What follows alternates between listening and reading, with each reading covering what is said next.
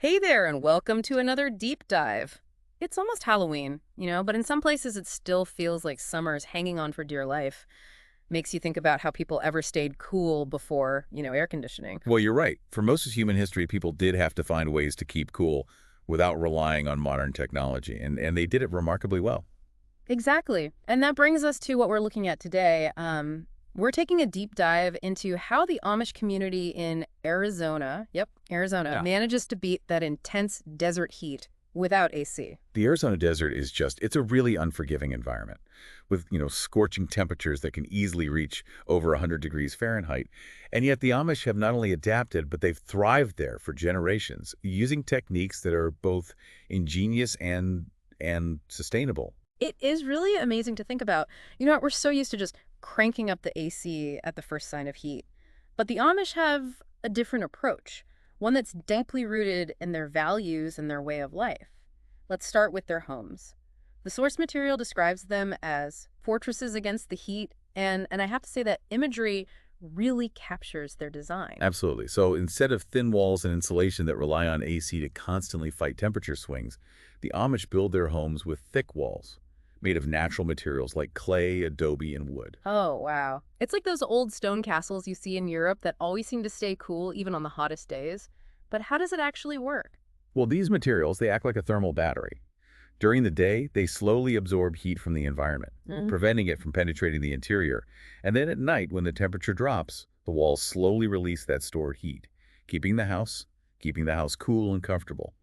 This natural temperature regulation creates a much more stable indoor environment compared to modern homes that experience these drastic temperature fluctuations. That makes so much sense. It's like the walls are working with the natural temperature cycles instead of fighting against them. And what's really impressive? The source material actually mentions that this simple technique can result in a temperature difference of 10 to 15 degrees compared to a conventionally built home. Imagine the savings on your energy bill. Oh yeah, it's a testament to the efficiency and sustainability of their methods. The Amish have figured out how to achieve comfort and energy savings without relying on complex and energy-intensive systems. And it's not just about staying cool. These materials are incredibly durable. Their homes are built to last, standing strong against the harsh desert elements, for generations. It's a win-win. But they don't stop at thick walls, do they? There's more to their cooling strategy, right? Oh, absolutely. Yeah. The Amish take this holistic approach, incorporating multiple techniques to create a comfortable living environment. For example, they often design their homes with high ceilings. I've always loved the look of high ceilings, but I never really thought about the functional aspect of it. Is there more to it than just aesthetics? There definitely is. Remember that basic physics principle: hot air rises. Well, the Amish strategically design their homes with high ceilings to allow that hot air to accumulate up high, away from the living spaces. So it's like creating a natural heat escape route. The hot air goes up and away while the cooler air stays down below where people are actually living. It's brilliant. Exactly, and the impact on temperature can be significant. Homes with high ceilings can be 5 to 10 degrees cooler at ground level compared to those with standard 8-foot ceilings, especially in hot climates like Arizona. Wow, 5 to 10 degrees, huh? That's a huge difference when you're trying to stay comfortable without AC. But speaking of natural solutions, the Amish also have a really interesting relationship with trees, don't they? The source material mentions that they plant trees strategically around their homes and workspaces. They absolutely do. The Amish truly understand the power of trees as nature's air conditioners. It's not just about aesthetics. It's about harnessing the natural cooling power of shade and evapotranspiration. Okay, hold on a second. Evapotranspiration. That sounds pretty technical. Can you break that down for us? I'm sure some of our listeners might not be familiar with the term.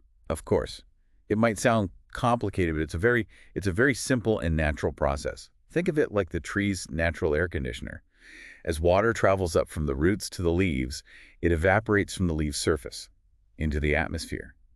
This evaporation process, called transpiration, takes heat energy with it, cooling the surrounding air. Ah, so it's like the tree is sweating and that sweating action cools down the air around it. That makes perfect sense. Exactly. And the combined effect of shade and evapotranspiration can significantly reduce temperatures around the house, making it feel much, much cooler and more comfortable, especially on those scorching Arizona days. I'm starting to think the Amish are way ahead of us when it comes to sustainable living. And it's not just about the practical benefits, it's about that connection to nature, that understanding of how to work with the environment instead of against it. There's a story in the source material about visiting an Amish family on a hot day and immediately feeling the cool air under their large oak tree. It's like stepping into a different climate zone. I can definitely imagine that. It's amazing how a simple thing like planting a tree can have such a profound impact on our experience of the environment. The Amish understand that, and they've integrated it into their way of life in a really, really beautiful way. Yeah. But their cooling strategies don't end there. They also have a clever way of harnessing the power of wind. Oh, yeah, I read about this old school ventilation technique. It sounds almost too simple to be true, just opening windows at the right time. It is simple, but it's surprisingly effective. The Amish have mastered the art of creating cross breezes by strategically opening and closing windows throughout their homes. So, no fancy fans or AC units, just a bit of know how and a willingness to work with nature. I love it. That's the beauty of it. And those high ceilings we talked about earlier, those play a crucial role here too. By opening windows at different heights, they can create a natural chimney effect, allowing hot air to rise and escape through the upper windows, while cooler air is drawn in through the lower windows. It's like creating a natural ventilation system that requires no electricity and no complex machinery. It's incredible how they've managed to create such a comfortable living environment using simple, time-tested techniques. It really makes you think about how much we rely on technology when maybe we don't always need to. But before we move on, there was one detail in the source material that I found really intriguing. It mentions something about summer kitchens. What are those exactly? Summer kitchens are another brilliant example of Amish ingenuity. You see, the Amish understand that cooking indoors, especially in the summer, can significantly increase the temperature of a home. Ovens, stoves, and even the simple act of cooking generate a lot of heat. Yeah, I can definitely relate to that. My kitchen feels like a sauna whenever I'm baking something in the oven. Exactly. So their solution, move the cooking outside. They have separate outdoor cooking spaces, often called summer kitchens, specifically designed to keep the heat generated from cooking out of the main living areas. It's like having a year-round outdoor barbecue setup, but for full course meals. Precisely. Hmm. They can prepare entire meals outside, from roast chicken to potatoes and bread, without adding any extra heat to their homes. That's such a clever idea. And it's not just practical, it's a great way to connect with nature and enjoy the outdoors while you cook. I can imagine those summer kitchen gatherings being a lot of fun. But you know what really blew my mind? The Amish even have a way to keep things cool without relying on refrigerators. They use something called ice houses. Grease houses are a fascinating glimpse into pre-electricity cooling methods. Imagine while most of us are rushing to the store for bags of ice to fill our coolers, the Amish have their own personal stockpiles of ice, harvested from the winter months and carefully preserved underground. Wait, they actually store ice from winter to use throughout the year. That sounds incredible, but how does it work? It's actually a fairly simple but effective technique. They build insulated underground pits, often lined with straw or sawdust, and then pack them with blocks of ice harvested during the winter. The insulation and the Earth's natural coolness help keep the ice frozen for months, providing a natural source of cold for preserving food and keeping things cool during the hot summer months. That's amazing. It speaks to the ingenuity and resourcefulness of the Amish. They've found a way to utilize natural resources and seasonal changes to their advantage, creating a sustainable and self-sufficient system. It's a far cry from our modern reliance on refrigerators that are constantly humming in the background, consuming energy 24/7. You know, you've hit upon a really important point. The Amish approach isn't just about individual techniques, it's about a mindset, a way of life that values simplicity, self-reliance, and a deep respect for the natural world. And that philosophy is also reflected in their clothing choices, which often surprise people. Ah, yes. The Amish clothing. It's often a point of curiosity, especially when we're talking about staying cool in a place like Arizona. I mean, at first glance, it seems counterintuitive, right? Long sleeves and wide-brimmed hats in the scorching sun. It might seem that way, but there's a surprising logic behind it. It's actually quite similar to the techniques used by desert nomads for centuries. Wait, so you're telling me those long sleeves and hats are actually helping them stay cool? Believe it or not, yes. Think of it this way. When the sun beats down directly on your skin, it's like turning your body into an oven. But when you wear a light, loose-fitting clothing, it creates a barrier, protecting your skin from the direct heat while still allowing for airflow. It's like wearing your own personal shade. So instead of absorbing all that heat directly, their clothing is actually deflecting it, keeping them cooler overall. That's brilliant. Exactly. And the wide brim hats provide additional shade for the face and neck, which are particularly vulnerable to the sun. It's a simple yet effective way to regulate body temperature. And it's a technique that's been used by cultures around the world for centuries.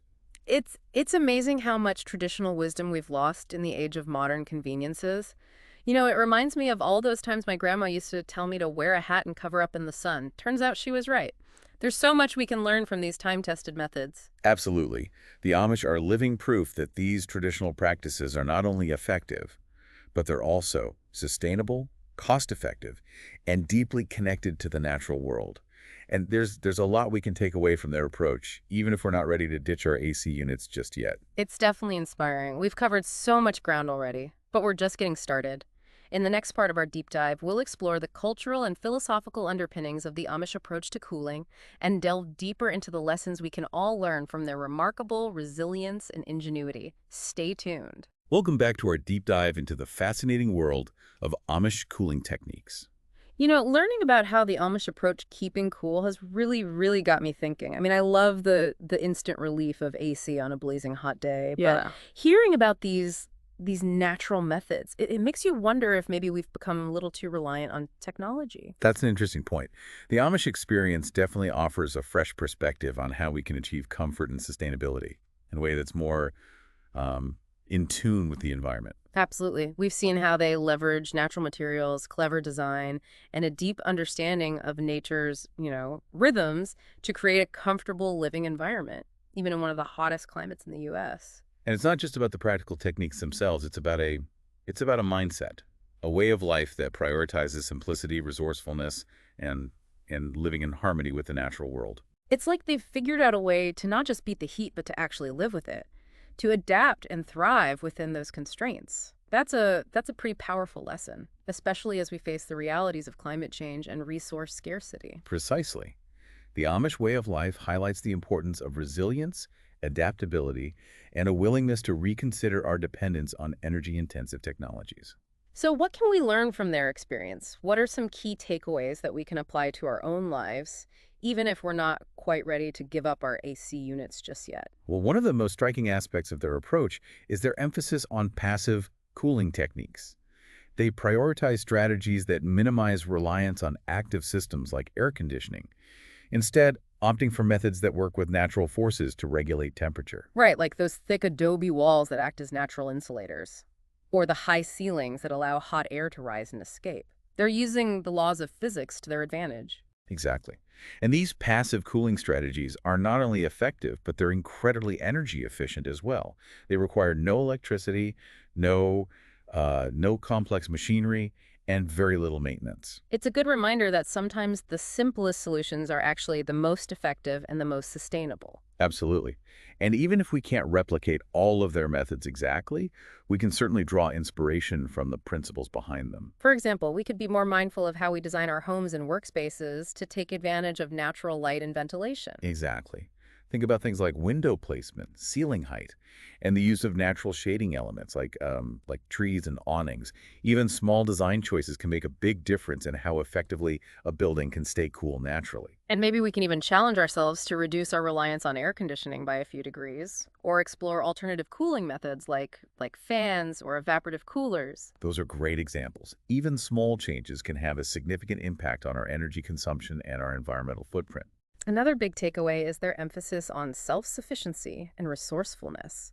They're not running to the store every time they need something. They're finding ways to make do with what they have, to create and sustain their own comfort. And that resourcefulness is evident in everything, from their ice houses to their clothing choices. They're constantly looking for ways to utilize natural resources and seasonal changes to their advantage. It's a reminder that we don't always need to rely on external systems or products to meet our needs. Often the solutions are right there in front of us if we're willing to be a little creative and resourceful. It's about fostering a sense of self-reliance and a connection to the resources that are readily available to us. Which brings us to another crucial aspect of the Amish approach, their deep respect for nature and their willingness to work within its rhythms. It's not about conquering nature or bending it to our will. It's about understanding its cycles and patterns and finding ways to live in harmony with those rhythms. Right, like how they strategically plant trees to provide shade, or how they use cross breezes to ventilate their homes. They're not fighting against nature, they're working with it, embracing its power and beauty. It's a philosophy that extends beyond their cooling techniques. It permeates their entire way of life, from their farming practices to their social structures. It's a powerful reminder that we are a part of nature, not separate from it. And that when we learn to work with nature rather than against it, we can often find solutions that are both effective and sustainable. And in a world facing increasing environmental challenges, that's a lesson we can all learn from. The Amish way of life offers a model of resilience, adaptability, and a deep respect for the natural world, values that are more important now than ever before. You know what? I think what strikes me most about their approach is its elegance. It's not about flashy technology or complicated systems. It's about simplicity, practicality, and a deep understanding of how to work with the elements. It's about finding solutions that are effective and in harmony with the natural world. It's about a way of life that values simplicity, resourcefulness, and a deep connection to nature. And that's a pretty powerful lesson for all of us, regardless of where we live or what our lifestyle is like. Absolutely. The Amish experience offers a valuable perspective on alternative approaches to comfort, sustainability, and resilience. It's a reminder that we have more options than we might realize, and that sometimes the simplest solutions are the most profound. Well said. You know, as we've been talking, I've been thinking about that story from the source material about stepping into an Amish home on a scorching Arizona day and being struck by the coolness inside. It's like they've managed to create an oasis in the middle of the desert, not by shutting the desert out, but by embracing it and working with it. That's a beautiful way to put it. It's about finding that balance, that harmony between our human needs and the natural world around us. Exactly. And in a world that's increasingly dominated by technology and artificial environments, I think there's a real yearning for that kind of connection, for that sense of being grounded in the natural world. I agree. And the Amish experience reminds us that it's possible. It's about making conscious choices, about rediscovering traditional wisdom, and about finding ways to integrate those principles into our modern lives. You know, we could talk about this all day, but we are coming up on the end of our deep dive. Before we wrap up, I want to circle back to the idea of resilience because it's a theme that's come up again and again throughout our conversation. What are your thoughts on that? What can we learn from the Amish about resilience, especially in the face of challenges like climate change? That's such an important question. I think the Amish demonstrate a form of resilience that goes beyond just physical adaptation. Hmm. It's a mental and cultural fortitude that allows them not only to endure, but to thrive in conditions that many of us would find unbearable. Can you elaborate on that a bit more? What are the key elements of that resilience, and how can we cultivate those qualities in our own lives? Well, I think it starts with a deep connection to place, a sense of belonging to the land and the community. The Amish have a strong sense of place, and their way of life is intricately interwoven with the natural environment. That connection gives them a sense of stability and purpose, even when faced with external challenges. So it's not just about the physical techniques for staying cool, it's about a deeper sense of rootedness, of Mhm. belonging to a place and a community. Exactly. And that sense of belonging fosters a spirit of cooperation and mutual support. The Amish are known for their strong community ties, and they rely on each other for help and support, especially during difficult times. That social fabric provides a safety net, a source of strength and resilience in the face of adversity. It sounds like resilience is not just about individual toughness, it's about community, about coming together to support each other and to face challenges collectively. Precisely. And I think that's a really important lesson for all of us, especially in a world that often emphasizes individualism and self-reliance. True resilience often comes from our connections to others, from the strength we find in community and shared purpose. That's a powerful insight. And it brings us back to that idea of learning to live with challenges rather than always trying to overcome them. Yes.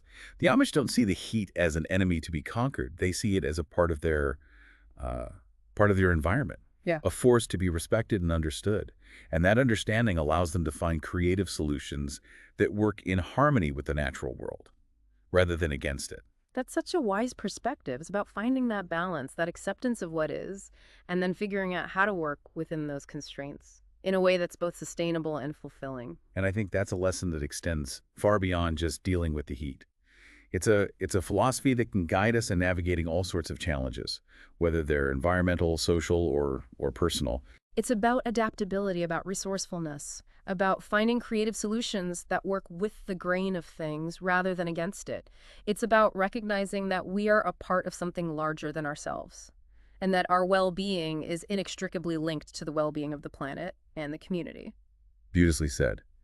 It's about finding that sweet spot, that place where our human ingenuity and the wisdom of nature converge. And in that convergence, I think there's a real potential for resilience, for sustainability, and for a deeper sense of connection and purpose. I couldn't agree more. It's about rediscovering the power of simplicity, of living in harmony with the natural world, and of tapping into the strength that comes from community and shared purpose. Welcome back for the final part of our deep dive into Amish cooling techniques. It's been a fascinating journey exploring how the Amish community in Arizona, beats the heat without relying on modern technology.